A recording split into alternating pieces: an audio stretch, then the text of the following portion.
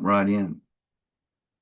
All right, so we're going to start off with Paul and something he has to share, and then I'm going to, as I said, I'm going to go into a teaching different concepts on sheep in the Bible.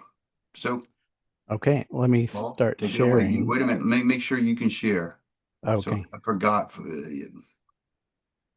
Zoom makes you do this, where I have to allow people to share. There you go. You should be able to share now. okay, Yep. okay. So this is my attempt to break through my shyness a little bit and hone my presentation skills. Um, I wanted to challenge myself by doing a live code search. Um, so let me start off by saying that you all know that I've been focused on this Erica Kirk table for about a month and a half, maybe even 2 months. And I've been having fun in quotation marks searching out the whole assassination of Charlie Kirk. If you could call it fun, that might be kind of morbid to say that, but I do love a good murder mystery. So I've been finding mountains and mountains of things in this table, and it's been overwhelming, just layers and layers and layers of information. And I was going to do a layer on tunnels and trapdoors um, and things like that, but I'll save that for later. I have been getting discouraged because I've been finding so much information, but not the killer.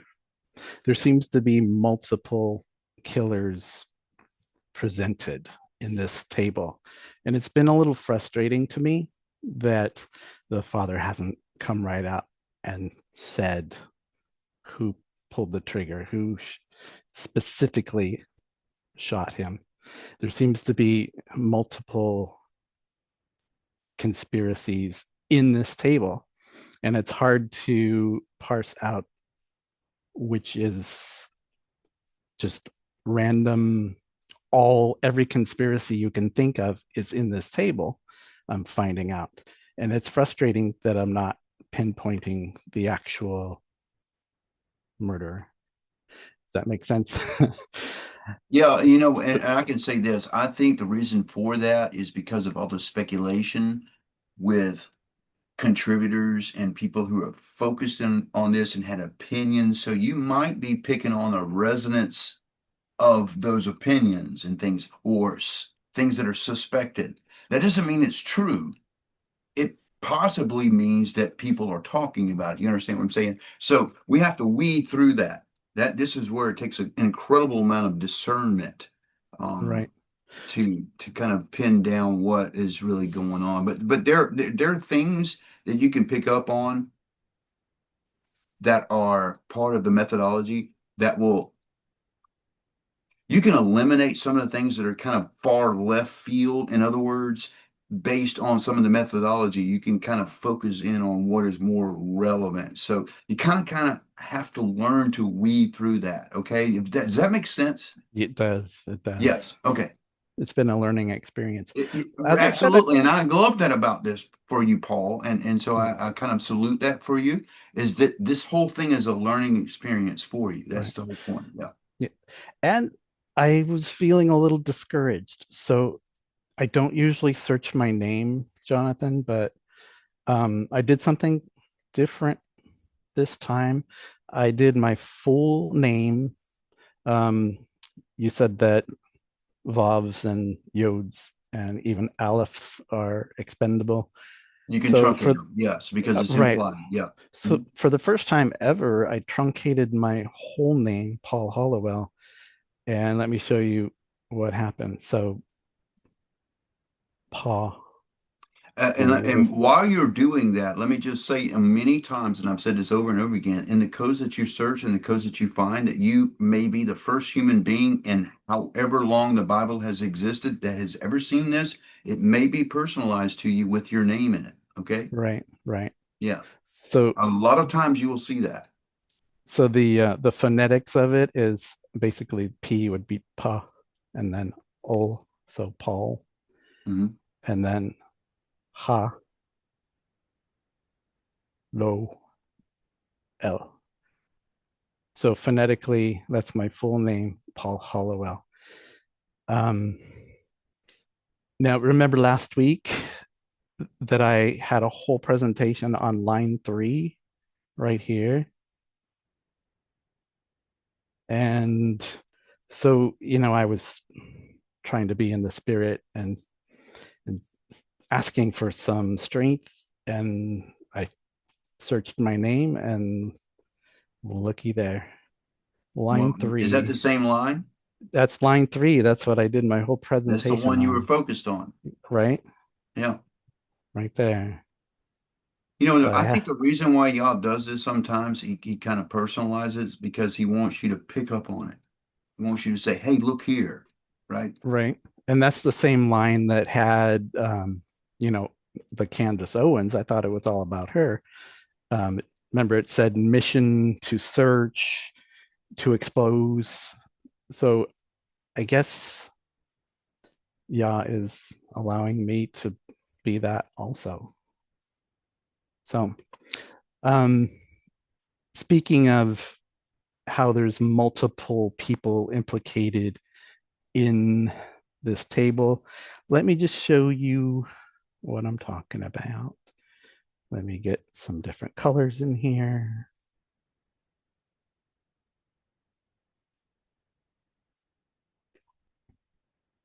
So kind of a live code search. So this is the murderer. And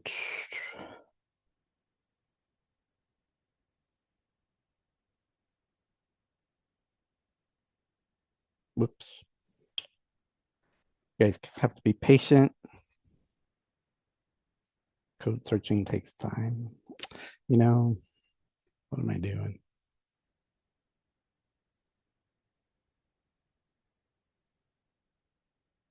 Okay. Um, so conspiracy is here. So conspiracy, the murderer. And then what I wanted to do is put in a query to the ephod. Mhm. I said, what is his name? So I have this on my notes. Let's see.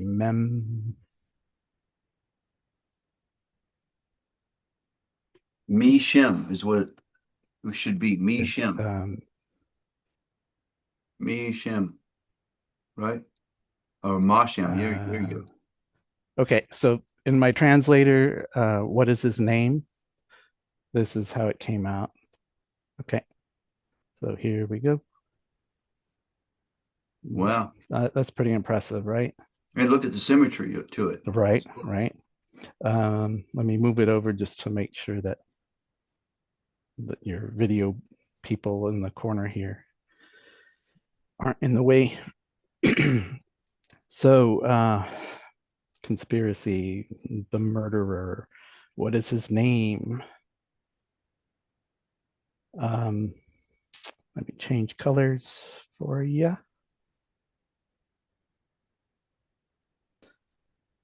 Right here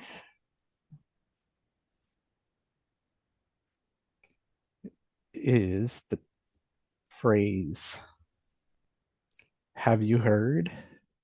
Nope. I'm sorry, guys. Right here. That's the fun of doing this live.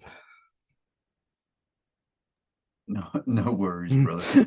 And and I can also empathize that this is a lot to remember off the cuff. Yeah, I'm challenging myself. As you can Right. see, I want to get better, and kind of challenge my shyness at the same time. Okay, conspiracy, the murderer. Have you heard? What is his name? And then what is his name? We change colors.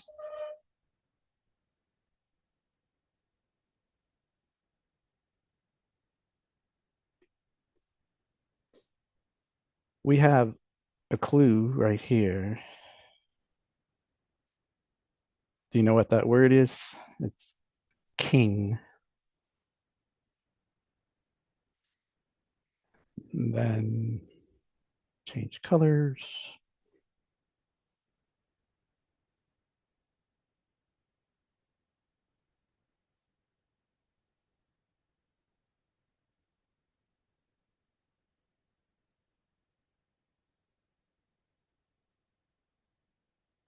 Okay, how's your reading, Jonathan? That's a man from Israel. So what is his name? King, a man from Israel. Mm. Did you find the word Mossad in here? I did. I'll actually, Yeah, because a lot I'll of throw is that in. leading to a kill chain operation from Mossad, and I can't believe I just said that on a YouTube video, but but I'm telling you guys, um, this is this is very indicative to what we saw or what was witnessed during the JFK assassination. Not everything was what you perceived. There was a patsy involved. There was other shooters involved. There was a narrative that was fed to people, right? There was a lot of things happening with a crowd involved. And that's the other thing. When there's a crowd involved, you have the element of confusion because everybody hears different things, they see different things, and then you know what I'm saying. So yeah, you want as many witnesses as possible because they're all going to tell different story. Oh, they heard the shot from over there. Oh, the right, shot was over here, right? So there's confusion involved, right? right, And right, then you have to sort out all that confusion. That's exactly what happened hmm, with both cases, right? right. That's So an with operation. When you see something like that, that is not random. That is an orchestrated operation, a kill op. I also wanted to mention that when a term crosses itself like this, what is his name? What is his With the name? symmetry there. That's right. Yeah, I Exactly. like to look right where it crosses and see what I find there. Yeah. And that's where King, a man from Israel. Okay, what is his name? Benjamin, Well, in the plain text. Um, that's interesting that you got that in the plain text in that line right there because it's a high probability that's probably what the name is. right, right. So let me change colors again. Let's go with brown. Hmm.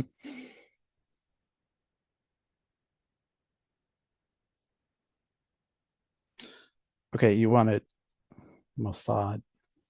So let's do Samic Dalit.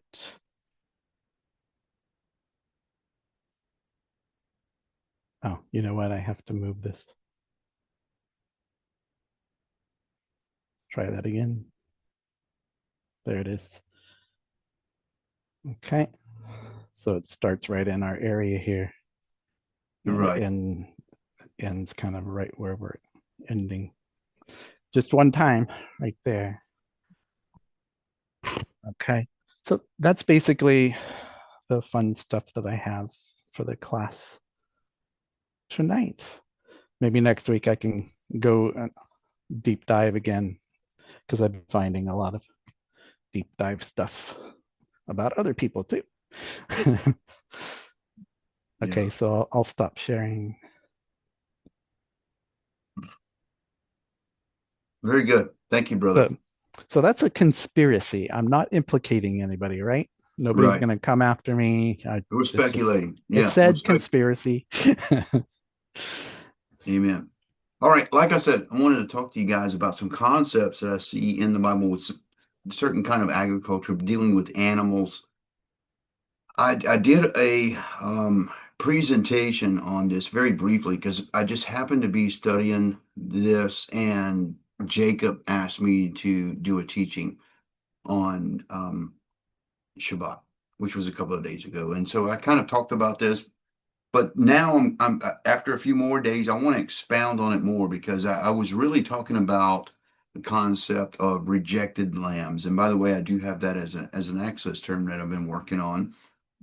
But it grew from that. From If you read the scriptures, you'll see a lot of references to animals like sheep and goats and cattle, calves, but also a lot of grains. Like I said, the Bible is mostly an agricultural book, and Yah is trying to teach us things in some of these concepts. And if we don't have any grasp of the agriculture, there are some things that might slip away from us that we just kind of overlook and don't understand. So I want to point out some of these things in particular with the lambs that I think will bless you guys. I'm not even kidding. I barely scratched the surface with Jacob and his group the other day, and and when I was finished talking, I realized there was a lot more that I wanted to say, and so I've kind of put that together with you. The very first concept with sheep that I want to talk to you about is the lost sheep. You've all heard about that, right? Leaving the 99 to go after the one, right? That is a biblical concept of a shepherd. And by the way, we see these concepts and these idioms and these metaphors and these analogies where we are the sheep, or Yeshua is the sheep, or Yeshua is the shepherd, or we are the shepherd, because there are times where Yah refers to people that teach and feed his sheep, right? Yeshua says to Peter, Peter, if you love me, feed my sheep. These are leaders who will eventually feed the sheep. So there's a lot of teaching with sheep and with animals. And so I want to kind of focus on that tonight. The very first thing I want to share with you is a very short presentation on lost sheep. Okay. So let me start there, and we're going to progress. Okay. You guys, let me know if you can hear this. I want to make sure you guys are able to hear it. This is on the lost sheep. There is an old story from around. Yes, we can hear it. Very good. The story came, it is said, from the lips of the son of a carpenter who grew to become a nomadic rabbi, one who taught like no one else. And this teacher, increasing in influence, painted pictures with his work, pictures that contained truth and meaning, pictures that were not meant to entertain, but to change the world. Like an artist skillfully moving their brush, he begins to paint. And he paints a shepherd in a field, and he paints a flock of restless sheep. The twilight sky is darkening as evening approaches, and with every muted stroke of the brush, the picture emerges. Oh.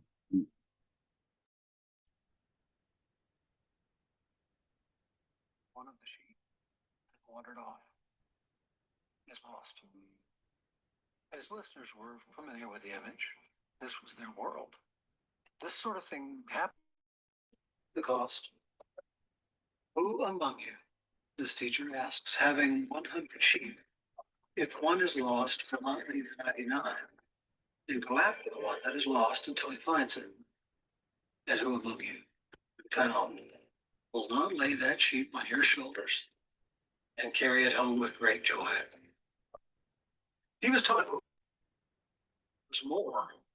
The story was meant to point beyond itself to something bigger, something truer, something deeper.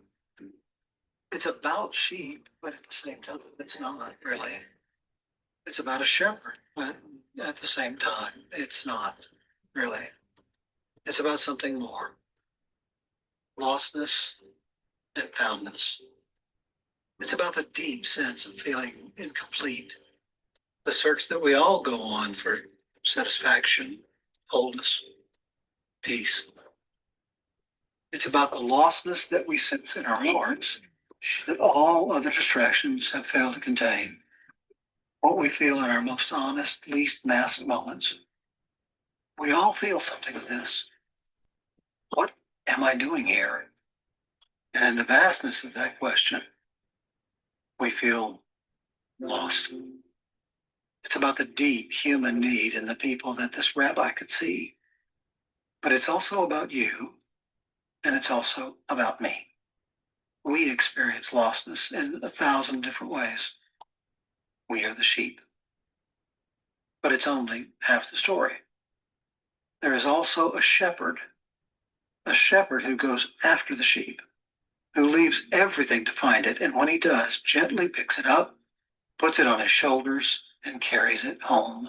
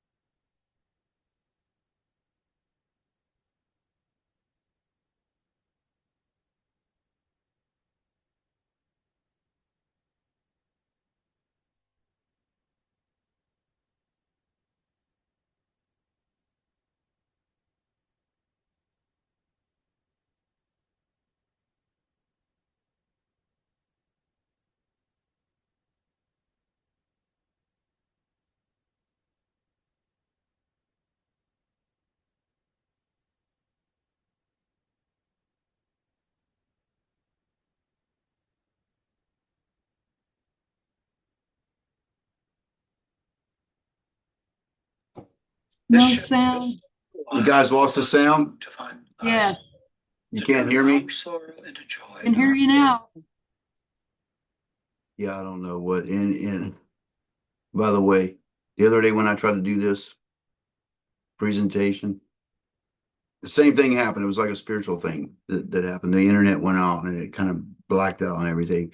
Anyway, you know, and you understand the concept of the lost sheep and how you've heard the song where you know there's 99 and one is lost and yeah, I will share that later. And so Yeah, it's the song. The song is "The Everlasting Love of God." yeah, yeah, and he goes after the lost sheep. So that is one concept of the sheep. But we also see that you know the law requires at Passover that a sheep is sacrificed, right? We see that concept, and we're supposed to participate for all generations, right? And this is a very profound thing because it's not easy to actually keep this verbatim by the law because it appears, you guys, that the correct way to do this in ancient times is they would have these little sheep come into the home and they would stay there for about 4 days so the family bonded to it and then it was offered as a sacrifice. So this is a very difficult thing for people to do, and there's a lesson in this, okay, and it's all revolves around Yeshua, okay. So bear with me as I try to get through this on the sheep. I've got several concepts to share with you now. At this point, let me just establish. Let's talk about 2 Samuel chapter 12, verse 4. We're going to focus in on this a little bit because this is a beautiful place to start because we can see some of the intimate understanding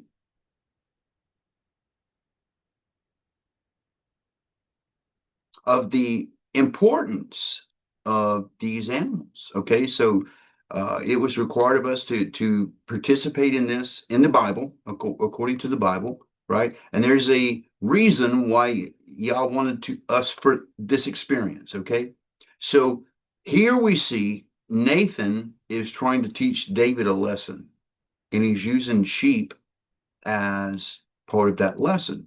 Okay, so by the time we get to 2 Samuel verse 12, right, we're going to start at verse 1 and see what's going on. David is caught up in a scandal where he's done something really bad. He's stolen another man's wife, and he had the man killed, and just to be with that wife, and yada yada yada. You know the story. But Nathan comes to David, and he says this to him. And he came unto him, and he said such unto him this parable. There were two men in one city, and one rich man, and the other poor. And the rich man had exceedingly many flocks and herds, but the poor man had nothing save one little ewe lamb, which he had bought and nourished up, and it grew up together with him and his children, and it did eat of his own meat, and it drank of his own cup, and it laid in his bosom, and it was unto him as a daughter. And there came a traveler to the rich man, and he spared to take from his own flock and of his own herd to dress the wayfaring man that was to come up unto him.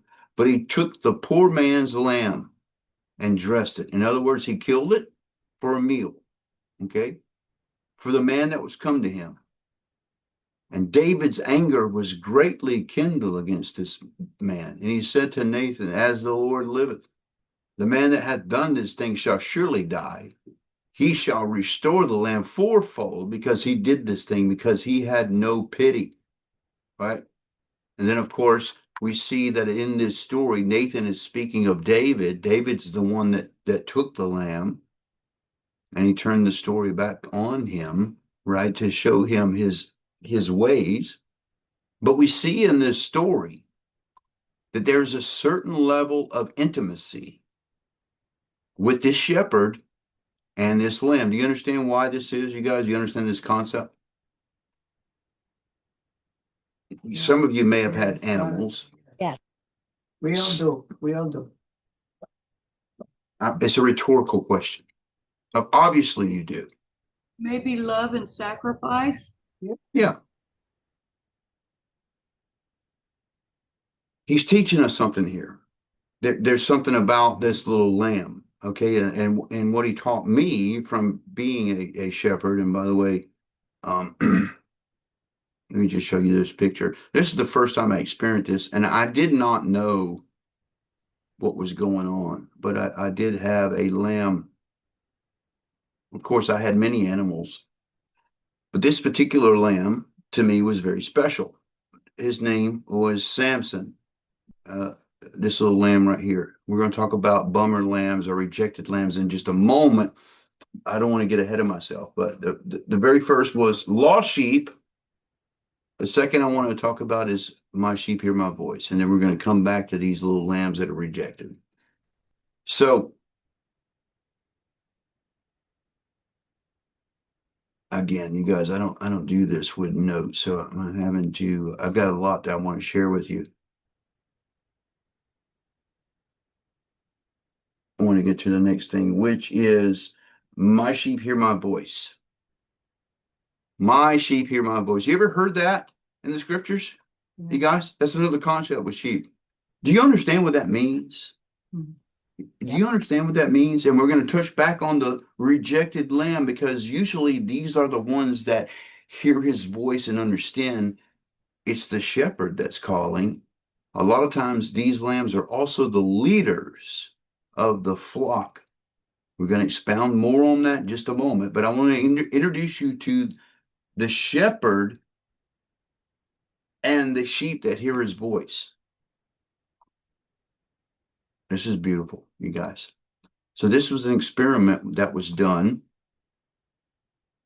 I want to say it was England or Britain or something like that, but there were some foreigners that came to see a sheep farm, and they were trying to show this biblical concept that the sheep know the voice of the shepherd. Everybody with me? Can you see this? I wish there were no music in this.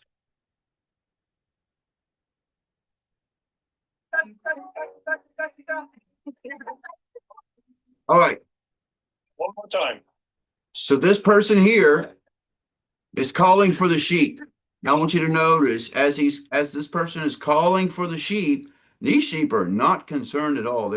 All their heads are down, they're feeding. They do not recognize this person. Notice that. Here's another person, same group. And by the way, all animals of Yah's creation are bilingual. It does not matter that they speak a different language, and these look like Asian people, okay? The animals of Yah's creation speak all languages, and they probably hear Yah and understand the Creator more than we do. You need to understand that, okay? The sheep do not recognize her. Don't even acknowledge her.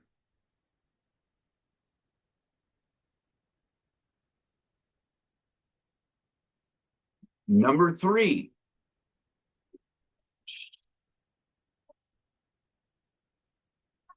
The sheep don't even acknowledge her. They do not acknowledge her. Now the shepherd. Watch how they react. They all lift their heads. Watch them lift their heads. Look at them lifting their heads. They lifted their heads. They all start hearing the shepherd. Watch what they do. See how they come running? My sheep hear my voice and know me. Look at them. You see the difference? You see the difference in that? You guys, can you see the difference? My sheep hear my voice. Okay. So this That is is concept. beautiful, It is beautiful, beautiful. beautiful. It's very beautiful. And I'm about to break your heart. And by the time we get to the rejected lamb, it's going to break your heart because it's a perfect picture of you, but also the Messiah. This is the beauty of these teachings is not only do we see us, we also see the Messiah in a lot of these teachings because you are referred to as sheep or lambs, but so is the Messiah, right? It's because he came as a human to relate to your plight. He understands your suffering. And that way, when you become a rejected lamb, he understands you. You understand what I'm delivering something very deep here. Let's proceed to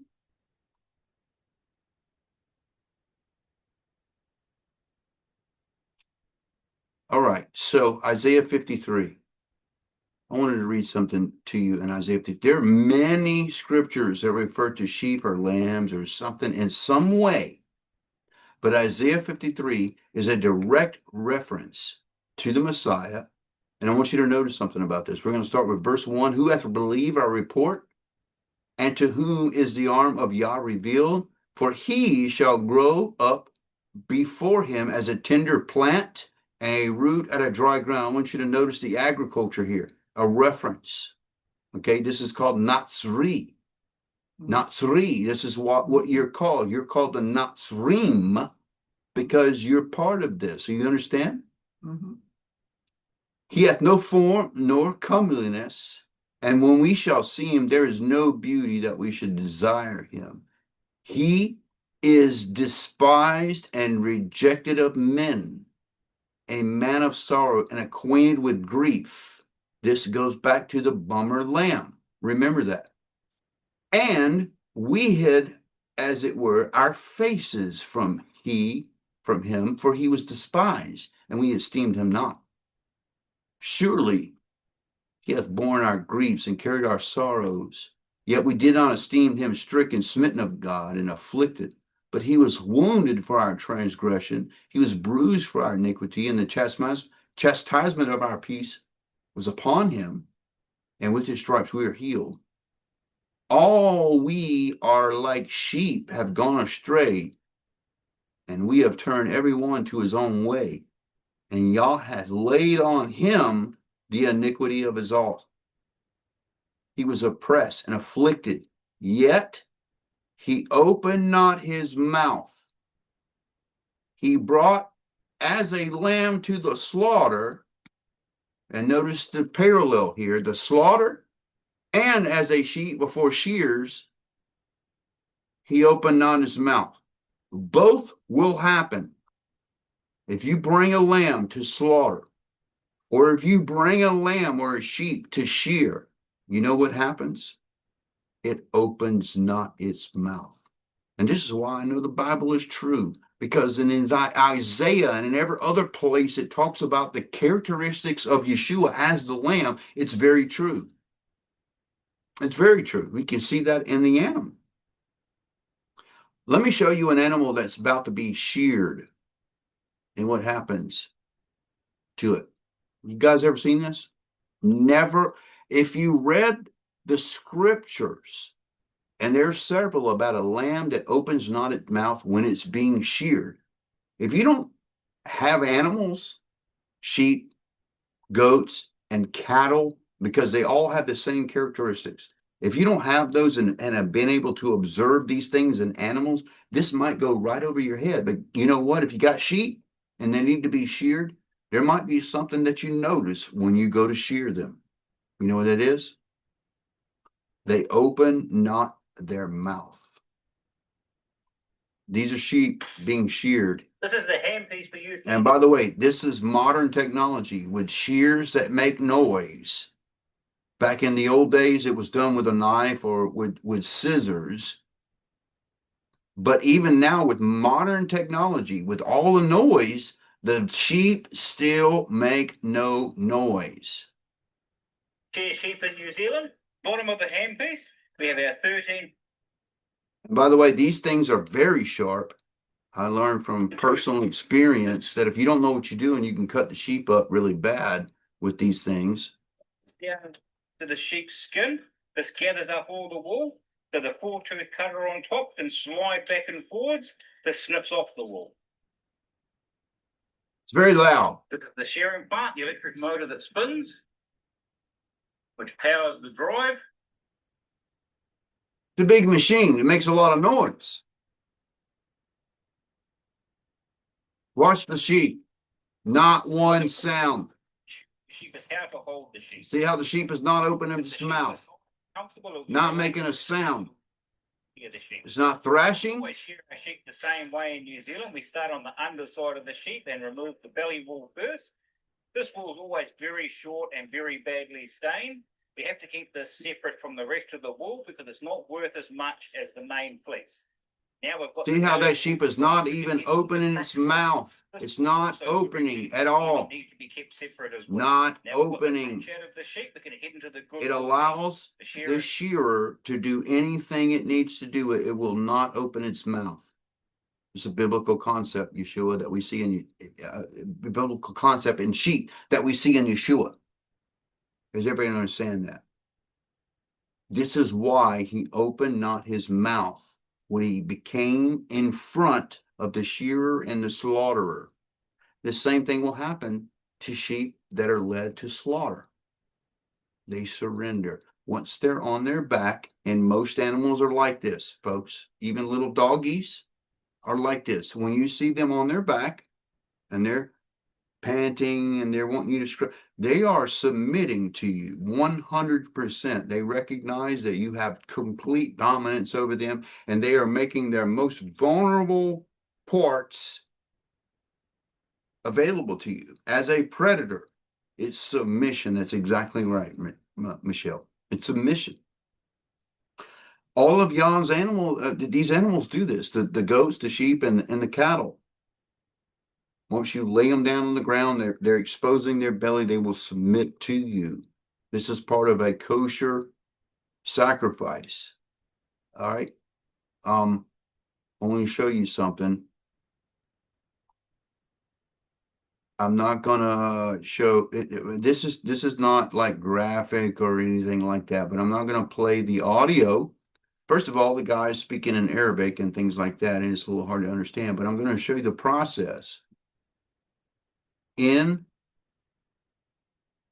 Islam, but also in Judaism, when an animal is to be sacrificed, whether that be a goat or a sheep, it must surrender its life. to you. And what happens is the eyes are covered with the ears. Once the animal is on its back, the eyes are covered. It cannot be thrashing around. It cannot be in distress. It is not a kosher sacrifice. If this happens, the animal has to be turned loose if that happens. Most of the time, this never happens. There has to be some extenuating circumstances, like the animal is, see how they're bringing in 3 animals at one time? You cannot single the animal out. The animal has to be calm at all times, so it has to have pairs, 2 or more, to come with it when it goes to its death. You understand? This is a halal and a kosher slaughtering. Now, I want you to pay attention to what takes place here. There's not a slaughter about to happen. There is submission. This is an example of submission with goats and sheep. This is a picture of Yeshua when he's before Pilate. Understand that. So the sheep or the goat, this is a goat, is brought before Pilate. He is submissive. The universal symbol of submission on the back. Right? Now, for the animal, the eyes are covered with the ears. Prayers are said. The name of the Creator, the name of God is spoken over this animal. It is not thrashing. It is not in distress. Now the sacrifice can happen. It cannot happen up until that point. The animal has to become, it has to give its life willingly. Do you understand? This is a picture of Yeshua. Now, the same thing applies to sheep. I'm going to fast forward to that as well. He's going to show you a sheep. Once it's turned on its back, it is submitting. The eyes are covered. The animal submits. See how calm it is? This is biblical agriculture, folks. This is how it was done in the Bible. They did not walk up to their animals and shoot them in the head. They didn't kill them mercilessly. You understand what I'm saying? Without any regard. It was very humane. It was prayers said over this whole process. And this was required by the Most High, folks. All right? So there's a picture of Yeshua who willingly gives his life. He surrenders and he opens not his mouth. Can you guys see that? Beautiful. That's beautiful. We see in the Bible that Abraham, in the story of Abraham and Isaac, I want to kind of focus on that. Genesis 22. Genesis 22, we see something really beautiful here. This is where Yah tests Abraham. And in Genesis 22, it says, it came to pass after these things that Yah did tempt Abraham and said unto him, Abraham, and he said, behold, I am here. He said, take now thy son, thy only son, Isaac, whom thou lovest. And by the way, this is a picture of a lamb that's being taken care of intimately. Intimately. Remember the story of Nathan and the lamb that sleeps next to his bosom? This is a picture of a child. And Isaac is beloved, whom thou lovest. And get thee into the land of Moriah, which is where the Temple Mount is and where Yeshua was crucified, and offer him there for a burnt offering upon the mountains which I tell thee of. And Abraham rose up early in the morning and saddled his ass and took 2 of his young men with him and Isaac his son and clave the wood for the burnt offering and rose up and went to the place where Yah had told him. And on the 3rd day, Abraham lifted up his eyes and saw the place afar off.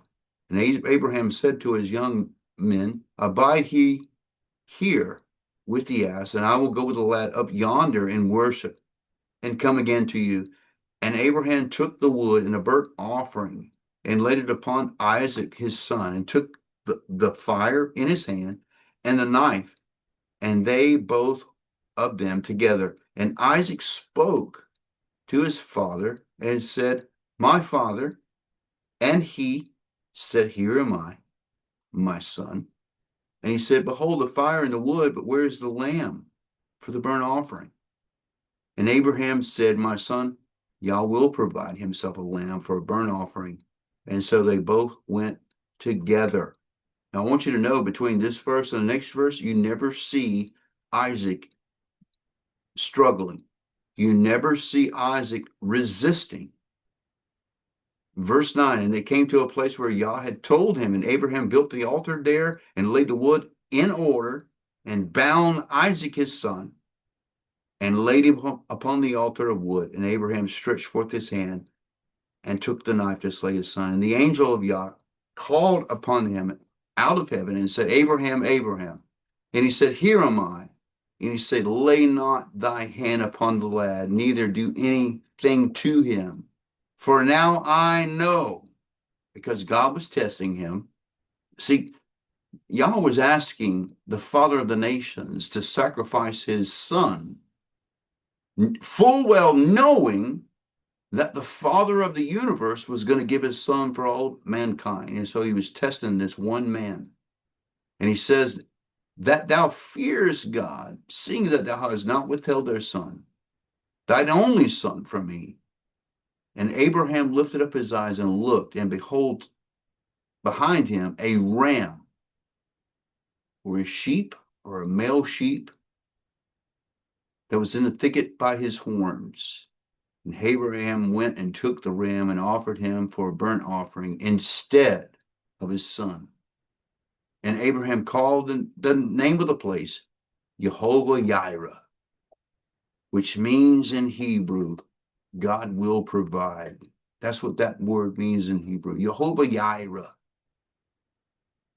You understand the concept here? God was teaching Abraham something very, very deep that we would also see in this concept, that he was willing to give his son for a sacrifice. Once he saw that Abraham was willing to do this, he said, you know what? It's not required of you. You don't have to do this. I'm going to give my son. I just wanted to see if you were willing to do what I'm about to do. You understand? That's why he did that. He provided a lamb for this, or a ram. It's the same thing. It's a ram is a mature lamb, but we see the same picture in the New Testament. Let me close some of this out. So I know where I am. We've already read Isaiah 53. We've already seen that and that. I think we've seen that. All right. Now I want to talk to you guys about what is called a rejected lamb. There is something that happens in nature, and it doesn't just happen in lambs or sheep. It also happens in cattle. It also happens in horses. It also can happen in goats. But we see this dynamic in the Bible with sheep, and we can apply that to us today. Okay. So what I'm about to share with you happens in a lot of nature, and there's no rhyme or reason for it. Something that is called a rejected lamb, outwardly, there's no issues with the lamb. There's no outward reason why the lamb should be rejected in the first place. There's quite possibly, because I can't look at genetics, there might be something that the mother knows genetically is wrong with the baby, and that's why it rejects it, but I can't prove that. On the outward appearance, everything is perfect. Okay. Same thing with cattle.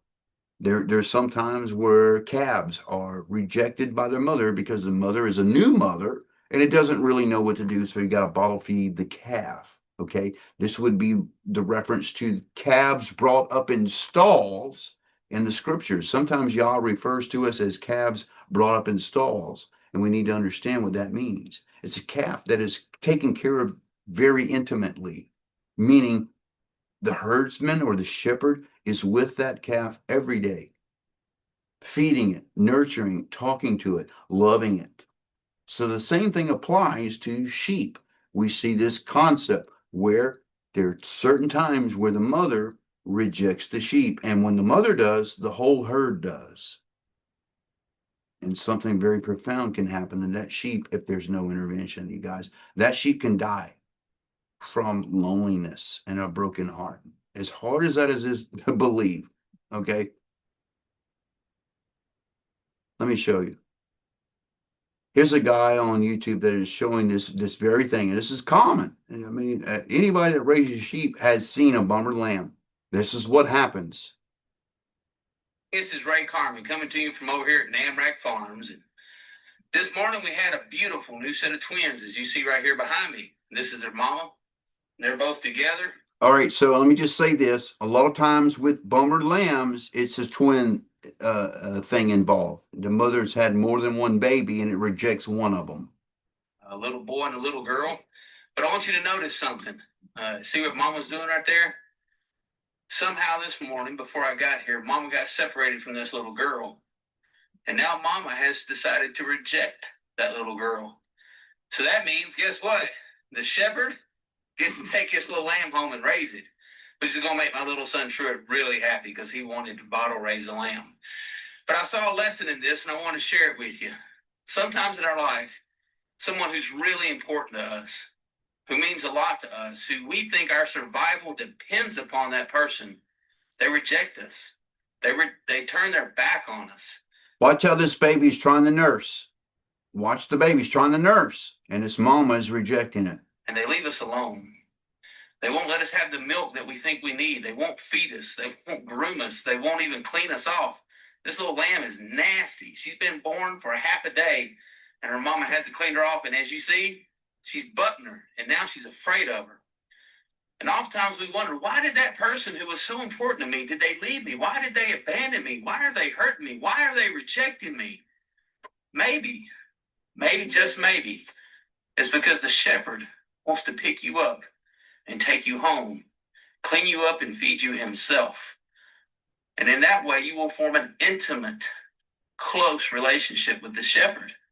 I've got a lamb right now that we started bottle feeding last year. He's now a year old, a big ram. He's like a big puppy dog. I come in the field, he runs to me. He loves me. He wants to be with me. My daughter, who did most of the feeding, man, he is excited when she shows up. So I'm looking forward to raising this little girl right here, because I know when I get done, she'll run to me. She'll love me. She'll stick with me no matter what. So maybe it's just that when someone's left you or abandoned you that you think life is terrible. Maybe it's just because the shepherd wants to pick you up and spend some intimate time with you. Hey, that's all right. So that's a beautiful little, I love the way that guy, he's obviously a farmer that sees the same thing that God shared with me when I was keeping animals. I was learning lessons every day, literally from my animals, you guys. It was teaching me so much, right? So once this happens, it like I said, I got a picture of, I love this little guy, you guys. His name was Samson, and he was a bummer lamb. He was a Jacob lamb, was called a Jacob lamb. They have long, very shaggy fur. There was nothing wrong with this little lamb right here, you guys. It was perfect, but it was rejected. And had not I intervened, it would have died of a broken heart. Which brings me to Psalm 51, verse 17, where he says, I will not reject a broken and contrite spirit. All right, so Yah is completely making a comparison between us and these bummer lambs. And by the way, Yeshua not only played the role of the shepherd, but also the bummer lamb. I read you in Isaiah 53 that he was rejected. He was despised of men. He was a bummer lamb. Have you ever been a bummer lamb? Has anybody ever rejected you? Somebody close to you? And what happened? God, Yah will coddle you. He will bring you close to him because he desires that. You're in a state where you can be ministered to when you're rejected. It's by design. And so he's teaching us a lesson through these animals, you guys. That's why he gives the imagery that he does. I meant to show you this a moment ago with the shepherd knows, here's my voice. I'm sorry if this is out of order, but this is me with my cows, which are the very same way as lambs or sheep or sometimes goats. Goats are more or less driven. Sheep will follow you. Does everybody hear what I'm saying? Goats have to be driven. Sheep will follow you, but so will cattle. So here's me on my farm when I had animals, going down to retrieve my cows. Notice how I do not have to drive them. All I had to do was speak to them.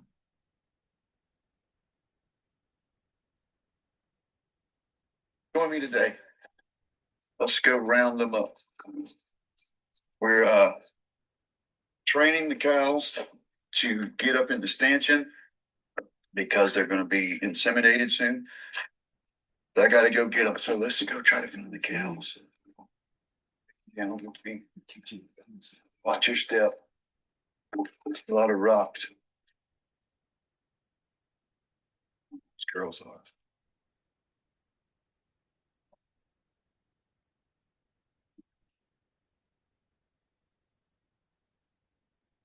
Really down.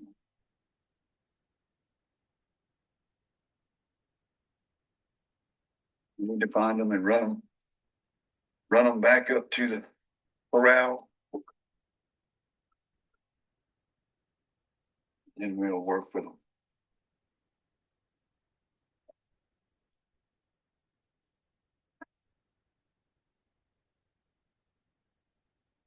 Here. Over there.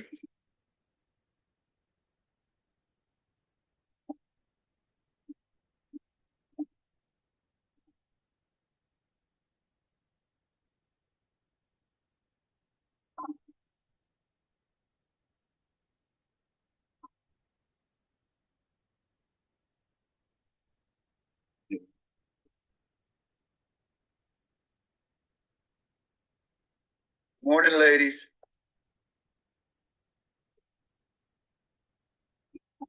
How you doing? There's a Loa over there laying down. Come on, let's go up to the corral. We got some treats. Come on.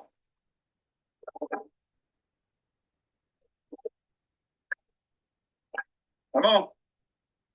Let's go here, Ariel. Come on. Come on.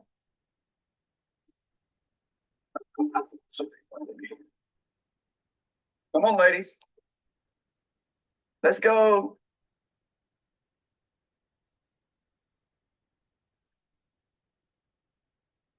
Come on. Come on.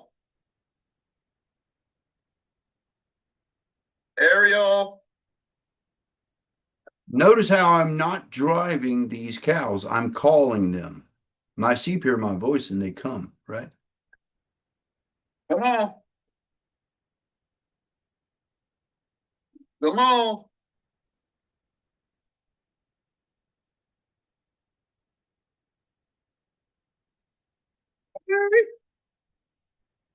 Come on. Come.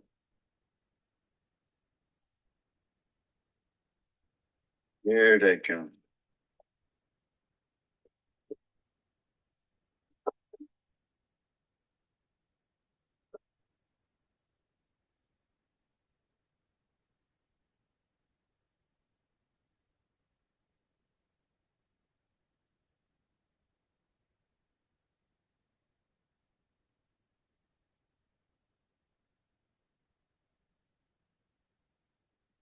You guys notice these cows are queued up.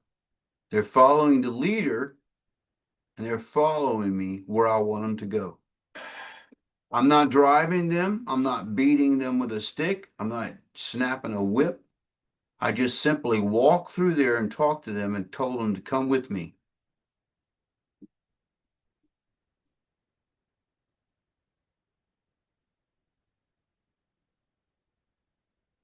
is a good cow. So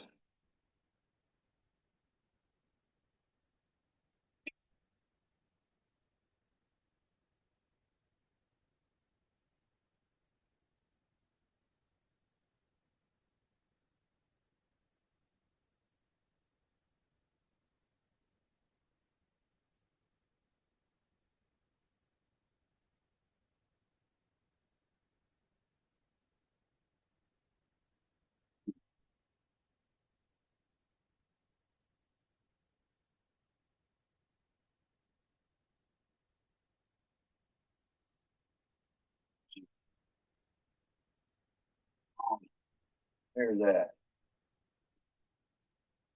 Just a cow steps on it. Correction.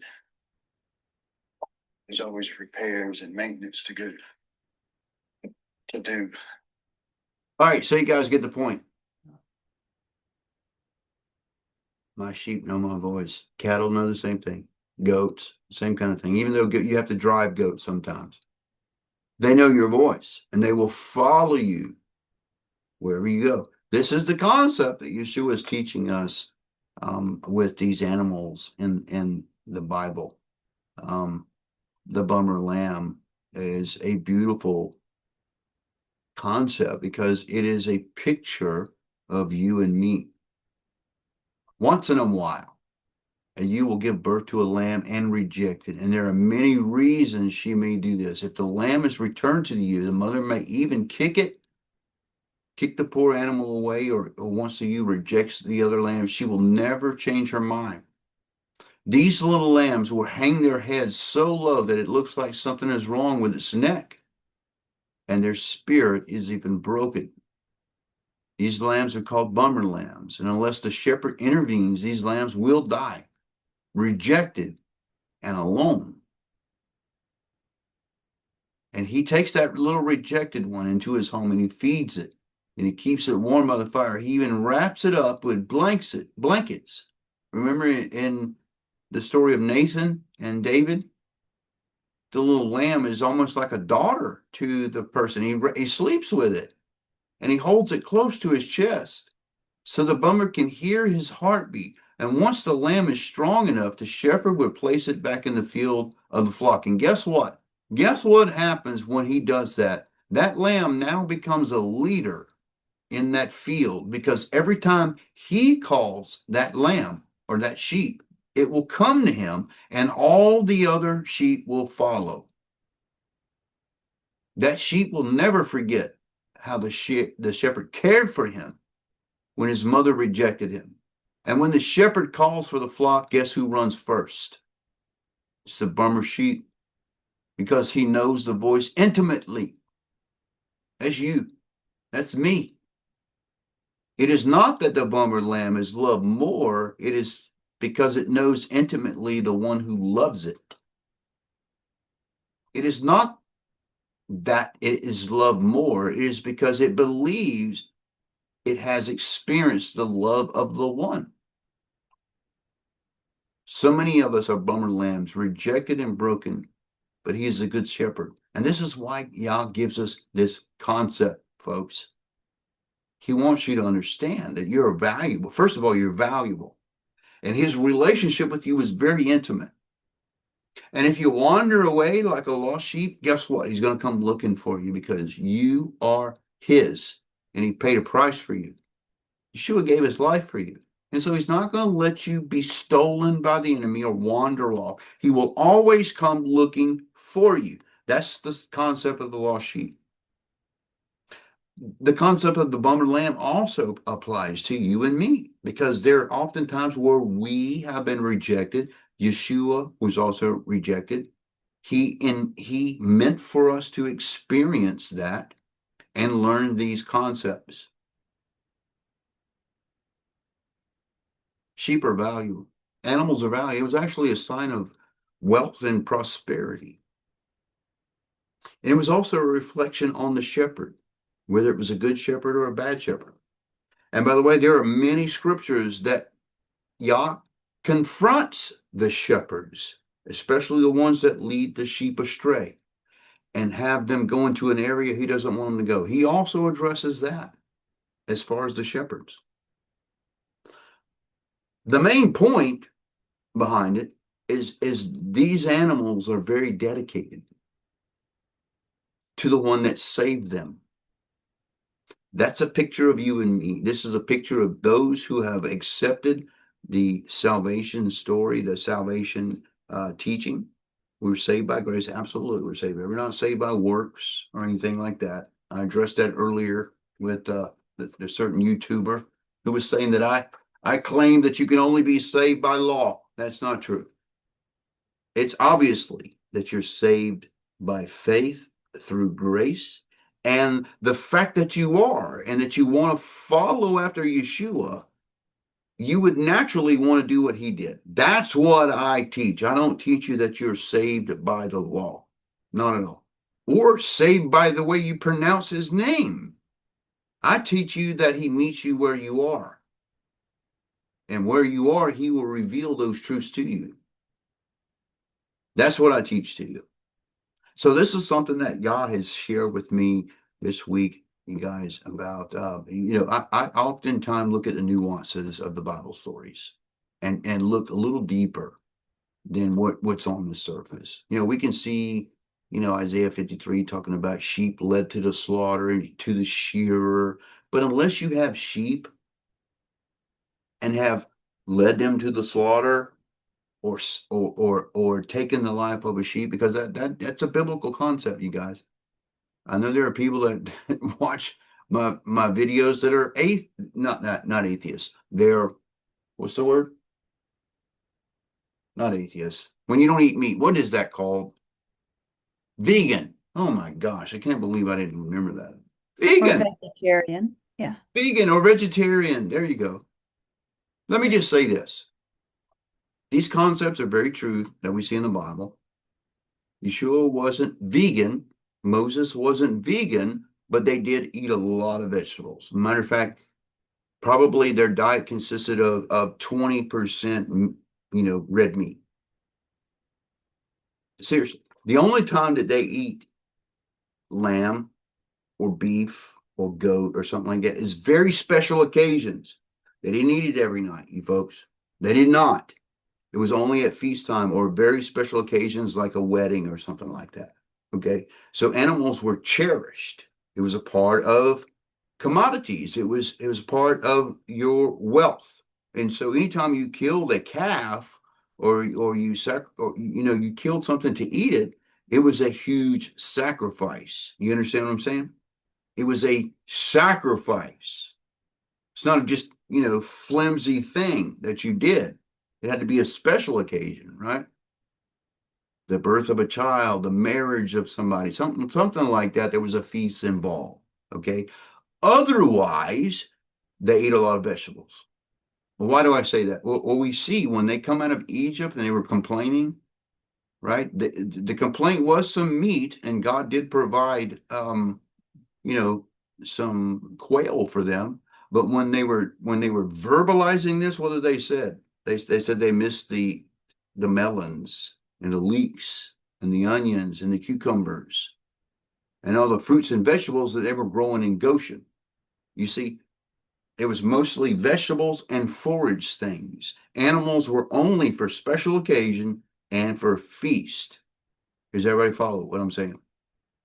I will acknowledge that I don't believe that Yah intended for us to be vegan, but I will acknowledge through the scriptures that it is very apparent that we were not supposed to be meat eaters every day. In other words, in the Mediterranean, the diet mostly consists of fish, like sardines, even to this day, folks. And by the way, this is a blue zone in the world, meaning that people live over 100 years old. That's exactly right, Michelle. It's very healthy. This is why. They eat a lot of fish, they eat some birds, but they eat very little red meat. It's mostly things like dates and olives and, a lot of grains and things. Of course, with Italy, you see using grains to make pasta and breads and things like that. But the whole Mediterranean generally is a very healthy diet for some exceptions. Anyway, concepts that we see from the Bible concerning animals. Something that it just has blessed me this week, especially when I start digging down into it and I start understanding some of the references and how it attributes to me and how it attributes to the Messiah. It just blesses me. So I wanted to share that with you. This week I've expounded on a little more than I did at Shabbat. And I think the only person here was maybe Marty or Leanne. I talked about this. Again, Jacob wanted me to do a little teaching, and I was just kind of touching on it. But now what you just saw was kind of expounded on, and I could probably go even more. I didn't even get into calves in the stall and how Yah refers to us as a calf raised in a stall. Do you understand what that kind of concept? It sounds kind of weird. You'll be like calves raised in a stall. Do you know what that means? Do you have any concept of cattle? A calf raised in a stall is something that is taken care of very intimately, meaning the care person is there hourly taking care of that calf. We're talking about a baby cow, okay? That means very care. Exactly right, Michelle. It means very cared for. It means hourly that Yah is tending to you around the clock. When he says you will be like calves raised in the stall, he's talking about a bummer calf. There's sometimes where cows, especially if they're new mothers, will reject the offspring. They won't know what to do. And so you literally have to bottle feed that calf for it to survive. That's a calf raised in a stall. And if you ever raised a baby and were a mother, okay, when you raised your baby, how often do you care for it? Around the clock, hourly, anytime it whimpered, change the diaper, feeding, all of this 24/7 around the clock. That is what a calf raised in a stall is, folks. And you're compared to that. You, me, he said, you will be like calves raised in a stall, meaning I will care for you 24/7. Every one of your needs, I will be there for you. That's his promise. So we can glean a lot of understanding from the agriculture. Is everybody with me? That's why I've been focusing a lot on agriculture, because the Bible, for the most part, is a very agricultural book. We see this over and over again, right? So it will behoove us to understand these things. You guys got any questions before I close for tonight? Well, I'm glad it was helpful, Michelle. Very beautiful. Beautiful? Very It beautiful. is beautiful. I love it. You need to do more teachings like this, period. I agree. I agree. I am working on a code. I did find a code, you guys, where it's only encoded twice, and it's called the rejected lamb. I'm working on it right now, but it is very preliminary, just a very few terms, but the access term is the rejected lamb. And so we can see a connection to Yeshua right off the bat in there, but it is also connected to us. Yeshua came as a rejected person because he can relate to you. This is why he can relate to you. You can never there's nothing you have been through that Yeshua cannot relate to. Does that make sense? Yes. Nothing. Yeah. There's nothing you've been through that he cannot I- say, I empathize with. Go ahead, Marty. I think the more you study in the word and you know the word, it becomes so deep. It's like you read the scripture and it's like comes alive in your mind and it's so deep and there's so much symbolism and you see so much in just one little sentence. It's just absolutely amazing. Yes. I love that you said that, Marty, because we have something in Judaism called the interpretation of the Hebrew Bible in Judaism called pardes, where there are 4 levels of interpretation. So you can read things on the surface. Let's say you read, about lambs and sheep and cattle and Yeshua, all in the Bible. So on the surface, you might come away with something. But when you start digging deeper, and deeper. You start getting into hidden and deep things. But like I said, just on the surface, if you never raised sheep or lambs or had anything to do with animals, some of these stories you will not get it. You won't. Simply, you just will not, because you don't have the experience. But if you had any kind of experience with any animal that's dependent on you completely, like a little dog or something like that, and it's submissive to you, and you can see these concepts, especially if you ever get I would not recommend this, and I wish I knew this before I got involved. I got a bunch of sheep one time, and I had no idea it was so much work. And the reason why there's so much work is they're naive and they're stupid. They get into trouble a lot. There's a lot of maintenance involved. And matter of fact, when a ewe lamb or ewe sheep is having a baby, you must watch it intensely, because if it gets on its back, both the mother and the baby will die. If it gets on its back while it's in labor, it's disastrous. And that's happened to me before. And this is why I see in the Bible where shepherds are in the field during lambing time. At the time of Yeshua's birth, guess when? It was lambing time, because there were shepherds in the field. It was not December. It was what? Does anybody know? Springtime, September time. That's when lambs are born.